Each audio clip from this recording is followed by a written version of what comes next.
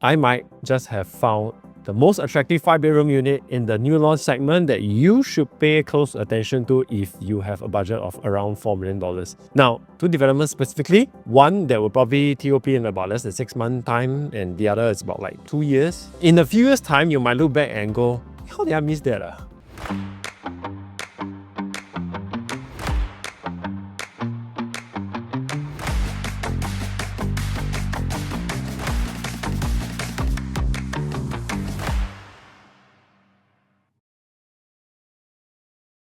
Disclaimer, whatever I share does not constitute financial advice. It is solely based on my opinion on what is right or wrong. So please do your own due diligence. If you're liking the content so far, please hit the like and subscribe button, as your simple gesture will help a lot with the YouTube algorithm. If you are interested to find out more about property related matters, please find all the social media handles I am on, or you can just directly reach out to me on WhatsApp. Separately, I have also set up a Telegram group at the start of the year so that we can have a discussion that we as agents are not allowed to do so online, which is to talk shit. So if you are interested to get into a community that talks about everything under the sun about property, please scan the QR code, or for the boomers out there, I have pasted the link in my description. We're going to close the group invitation in probably a month or 2 times, so head over and I will see you there. Now back to the video. And disclaimer, this is based on the here and now with available options without dwelling on the past, because you can't change the past but can only deal with the present. Well, in today's episode of Picking the Right Launch, I will share with you exactly what, why and where this is. Now, this is located in a district that sees the highest demand across the island. It is also an area that most locals are attracted to because you got lifestyle, you got convenience, you got school, you basically got everything.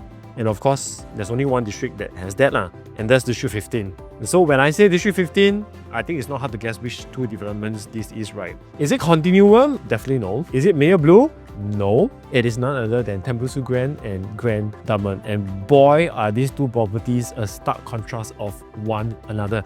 Meaning their 5 bedrooms are like the opposite of one another. It's like, if you don't like the short guy, then the other one is tall. If you don't like the skinny one, the other one is fat. They will give you different options that caters to your needs, but with almost a similar price tag that is very attractive in today's context. Today, like as of today, May 2025. First and foremost, before I start, I'm pretty sure most of you guys will say, wow, $4 million, I might as well just buy it landed. Where you will easily cough out another 5 to 600k to yield it up to proper habitable condition. Of course, you also can go far north to get a proper condition house, but if you really want to be living in District 15, how do you switch that preference just like that and say, let's just buy a landed in a location that I don't even know or don't like? I mean, it's a preference, I always repeatedly hear this online nowadays, like, just buy landed lah. I mean, don't be a carrot to buy condo at this level. I mean, it's not wrong, but firstly, not everyone likes landed, and secondly, not everyone is willing to get out of their comfort zone just to get a landed for the sake of making money. So we got to work with preferences that can be very subjective, because not everyone's priorities are with making the most money, right? Hence, this is for people who are looking for space in District 15 but wants a brand new development that has 4 bedrooms or more. And for those of you who are new to the channel, I've been doing and am still doing plenty of recent properties in District 15. So if it's coming from someone who walks the ground in the east, I can tell you why buying these two properties will allow you to enjoy not only something new, but are also potentially good properties to keep.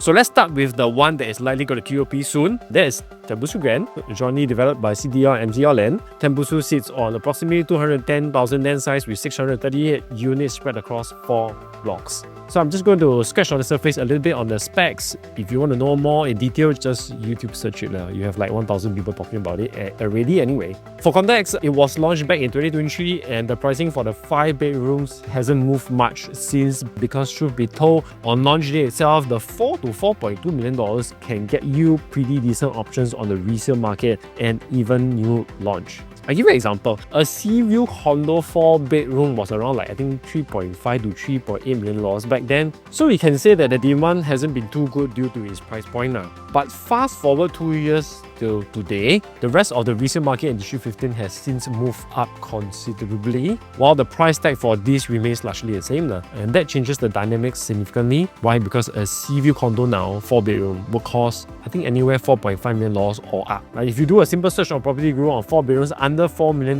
in and around the Tanjong Katong, Amber and Mayor Road area, I think you will struggle to find options. I mean, maybe Astar or One Amber at close to $3.7 to $3.8 million, or the leasehold Shaw. I mean, most of the 3 bedrooms are easily transacting between $3.5 to $4 million. Of course, they are also freehold, but all of them are easily also 15 to 20 years old. So at Tembusu Grand, what are we getting? Well, we're getting a pretty sizable 5 bedrooms, 1711 square feet, pre-harmonized. Now, if we look at it from a floor plan point of view, the living room and dining space is huge, 46 square meters to be exact, and it's close to 5 meters in width and about 5.9 in length. Now, you know how big that is for a new launch in today's market. Then when you get into the room, it gets a bit normal. 9 square meters for all the 3 common bedrooms. All can comfortably fit in a queen size bed, but that's about it. Nothing to shout out. Master is much bigger at 19 square meters with a semi-walk-in closet leading up to the bathroom. 4th common bedroom, which is a semi-ensuite, is on the smaller side at around 8 square meters. Basically, this will like kind of double up as a study or a kids playroom. Dry and wet kitchen that is good enough as a combination of both. For those who find the wet kitchen too small, they might want to take the dry kitchen in to make it much bigger or just keep it as it is. I mean, it depends on your preference. One more thing to take note is that there's no private lift for this unit, and you got to come in by the common lift lobby, which is quite meh. So like every other property out there, there are like pros and cons to everything. What's the pros for this unit? Number 1, living room space. Number 2, the views are quite decent with a pool facing, and depending on which stack you buy, you might get a pocket view of the gap between the 2 front blocks, and if you position yourself overlooking your right hand side at stack 15, you should be able to get an unlocked landed and city view if you get a mid to like kind of high floor unit. Point number 3, it's going to TOP soon, so you probably don't need to wait any longer. Point number 4, price hasn't changed much since day 1. And point number 5, at this price point, you will struggle to find similar options at similar price tag in the resale or new launch market in District 15. In the new launch market, only in Continuum, EOK, Grand Dunman, which we will talk about it in a bit. Mayor Blue and Amber Park has 5 bedroom units. And of all these options, our pricing is only on par with Grand Dunman and EOK.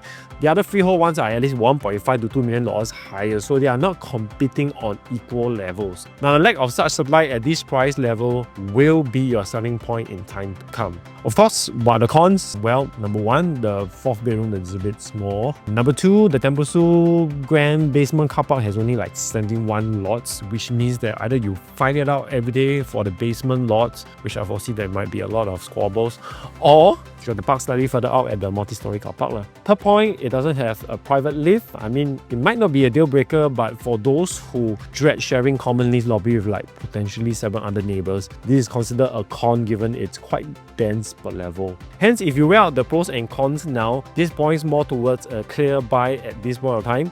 Then you know what is likely the price list concern. Wow, you say until so good, then why is it there's so many units left? Well, that's why I say it's now and not in the past. Now, in the past, the price tag can get you so many other proper freehold resale and new launches, but for now, it's almost impossible. So this will definitely be a very good option given the advantage of its price against neighboring competitions now. Not like last year or previous year, like now. Now, let me show you guys some interesting facts I have with me. Now, if I whip out the exhibition chart of Park Committee's 4 years back at close to the tail end of the launch, you look how many 4 and 5 bedrooms were left. Now, most of the other 1, 2, 3 bedrooms were mostly sold, so the concern back then would be the same. Wow, so many units left, you say until so good, why no one buy? Look at how it has performed since. But to really answer this question, the answer is, how many people have $4 to $5 million? It's not as if every day someone walks in to buy with that budget. So the smaller 2 and 3 bedder usually gets sold out first, but does it mean it's more worthwhile to invest? No, because it just tells one side of the story, not the entire story. So this would be a good example that seeing the 5 bedrooms with that many leftover inventory might not mean is something you should avoid. You can't understand the market there if you don't walk the ground. And when I tell you that this is a market sweet spot at the moment, you do your own research, you get what I mean. Tembusu Grand 5 bedroom, you will look back in a couple of years down the road and potentially say, hey, how did this slip off my radar when I had the opportunity? Some more don't need to wait too long for key collection.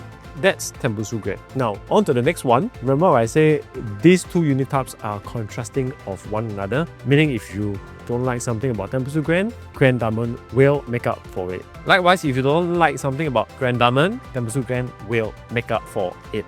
So which 5 bedroom unit at Grand Dunman are we talking about? Definitely not the Grand Block for now. That one is very lavish, although the space is amazing. It's actually the 1690 square feet 5 bedroom luxe unit overlooking the pool. Now, not the landed facing one because that one has a huge premium at this point of time. Simple summary of what Grand Dunman is about. It's a 1008 unit sitting on a 270,000 square feet piece of land that will likely TOP in about 2 years time. It is the one of only 2 new launches recently that is 1 km within Konghua. Again, this is a plus point but should not be a deal breaker because not everyone buys a property for schooling purposes lah. Development is also 1 to 2 minutes away from the MRT, so it has something that Tembusu Grand owners doesn't have. So if I do a quick walkthrough around the layout, it is like the amplified version of the 4 bedroom luxe where I did a video about a year back that anyone who has a budget of $3.5 million should really consider that. Fast forward, the leftover units are like now $3.7 to $3.8 million for the lower floor without a view.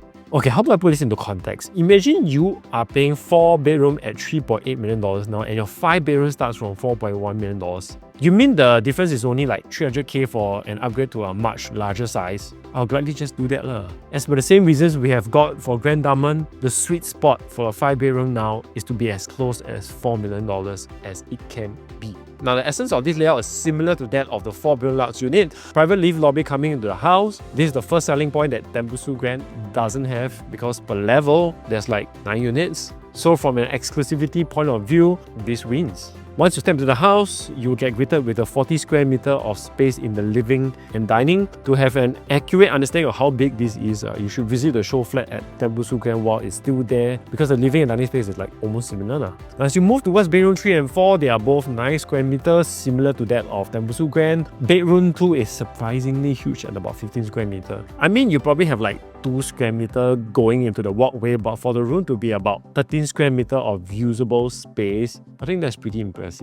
Then bedroom 5, 10 square meter, also not bad. However, the master is only 16 square meter, which is significantly smaller than the one at Tembusu at 19 square meter. Now, the units here start from close to $4 million and goes all the way up to $4.2 million for the top floor unit. From mid-floor onwards, you should have both the pool view and a pocket view, no puns intended, of the landed properties. Based on my experience, the wind is going to be amazing as the gap between block 12 and 16 will act as a wind funnel for that to happen. You guys might think that unblocked view will get better wind. Not true at all. Not true at all. Again, this is the recommended unit type as the entry level is just about right. But if your pockets are deeper and you want an unblocked facing, then the landed facing of Stack 53 will start from $4.3 million all the way up to $4.43 million for 13th floor. If I were to compare level to level between the pool facing and half landed facing versus the full landed facing, the difference is about 250k.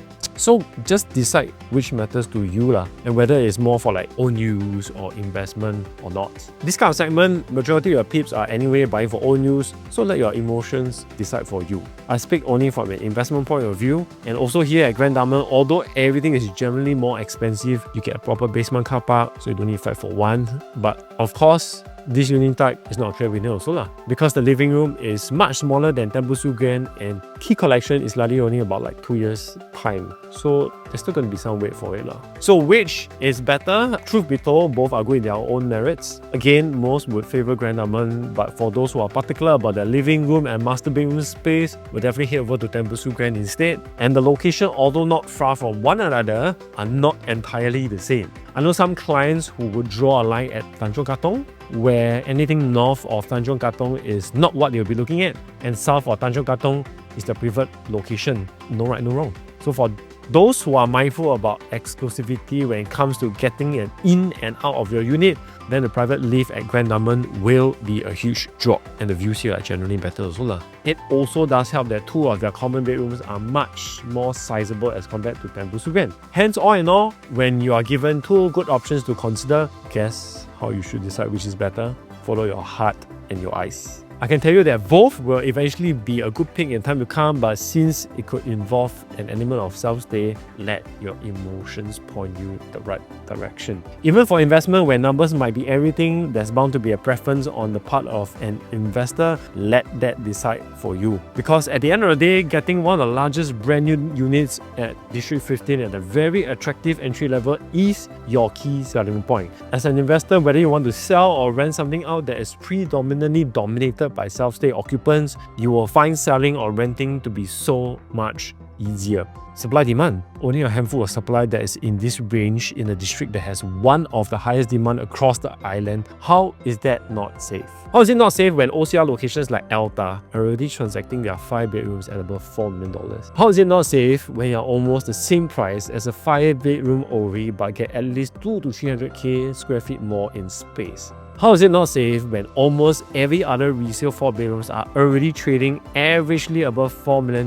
in the same locality? I know at this range of $4 million, landed might be the best asset class. I'm not going to dispute that, but always remember, not everyone can buy a landed, not everyone likes to live in a landed, and not everyone is willing to bite the bullet to move to a district that allows them to buy a more proper landed but sacrifice so much on their preference, because at this price range, you are only going to buy a haunted house in the future.